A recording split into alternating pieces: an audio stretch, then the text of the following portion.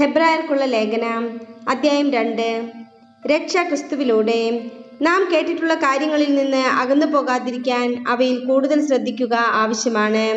ദൂതന്മാർ പറഞ്ഞ വാക്കുകൾ അസത്യമാവുകയും നിയമലംഘനത്തിനും അനുസരണമില്ലായ്മയ്ക്കും തക്ക ശിക്ഷ ലഭിക്കുകയും ചെയ്തെങ്കിൽ ഇത്ര മഹത്തായ രക്ഷയെ അവഗണിക്കുന്ന നാം ശിക്ഷയിൽ നിന്ന് എങ്ങനെ ഒഴിവാക്കപ്പെടും? ആരംഭത്തിൽ കർത്താവ് തന്നെയാണ് അത് പ്രഖ്യാപിച്ചത്. അവിടുത്തെ വാക്കു ശ്രവിച്ചവർ നമുക്കത് സ്ഥിരീകരിച്ചു തന്നു. അടയാളങ്ങൾ, അത്ഭുതങ്ങൾ, പല വിധത്തിലുള്ള ശക്തമായ പ്രവൃത്തികൾ എന്നിവ കൊണ്ടും തൻ്റെ ഇഷ്ടത്തിനൊത്ത് പരിശുദ്ധാത്മാവിന് ദാനം ചെയ്തുകൊണ്ടും ദൈവം തന്നെ ഇതിന് സാക്ഷി നൽകിയിരിക്കുന്നു. എന്തെന്നാൽ നാം പരാമർശിക്കുന്ന ഭാവി ലോകത്തെ ദൂതന്മാർക്കല്ലല്ലോ അവിടുന്ന് അധീനമാക്കിയത്.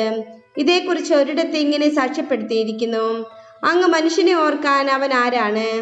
അങ്ങ് ശ്രദ്ധിക്കാൻ മനുഷ്യപുത്രൻ ആരാണ്? ദൂതന്മാരെക്കാൾ അല്പം താഴ്ന്നവനായ അങ്ങ് അവനെ സൃഷ്ടിച്ചു. മഹിമയും ബഹുമാനവും കൊണ്ട് അവനെ കിരീടമണിയിച്ചു. സമസ്തവും അവന്റെ പാദങ്ങളുടെ കീഴിലാക്കി. എല്ലാം അവന്റെ അധീനതയിലാക്കിയപ്പോൾ അവന് കീഴ്പ്പെടാത്തതായി ഒന്നും അവിടുന്ന് അവശേഷിപ്പിച്ചില്ല. എന്നാൽ എല്ലാം അവന് അധീനമായതായി നാം കാണുന്നില്ല. മരണത്തെ ആശ്ലേഷിക്കാനായി ദൂതന്മാരെക്കാൾ അല്പം താഴ്ത്തപ്പെട്ടവനായ യേശു മരണത്തിന് അധീനനാവുകയും മഹത്വത്തിന്റെയും ബഹുമാനത്തിന്റെയും കിരീടമണിഞ്ഞവനായി കാണപ്പെടുകയും ചെയ്തു. ആർക്കു വേണ്ടിയും ആരു മൂലവും എല്ലാം നിലനിൽക്കുന്നുവോ, ആര് അനേകം പുത്രന്മാരെ മഹത്വത്തിലേക്ക് നയിക്കുന്നുവോ, ആ രക്ഷയുടെ കർത്താവിനെ അവിടുന്ന് സഹനം വഴി പരിപൂർണനാക്കുക തികച്ചും ഉചിതമായിരുന്നു.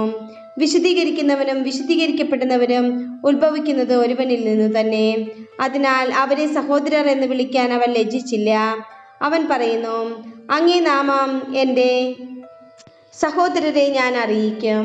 സഭാമധ്യേ അങ്ങേക്ക് ഞാൻ സ്തുതിഗീതം ആലപിക്കും. വീണ്ടും ഞാൻ അവനിൽ വിശ്വാസം അർപ്പിക്കും എന്നും ഇതാ ഞാനും എനിക്ക് ദൈവം നൽകിയ മക്കളും എന്നും അവൻ പറയുന്നു. മക്കൾ ഒരേ മാംസത്തിലും രക്തത്തിലും ഭാഗഭാഗുക്കളാവുന്നത് പോലെ അവനും അവയിൽ ഭാഗഭാഗുക്കായി. അത് മരണത്തിന്മേൽ അധികാരമുള്ള പിശാചിനെ തൻ്റെ മരണത്താൽ നശിപ്പിച്ച് മരണഭയത്തോടെ ജീവിതകാലം മുഴുവൻ അടിമത്തത്തിൽ കഴിയുന്നവരെ രക്ഷിക്കുന്നതിന് വേണ്ടിയാണ്.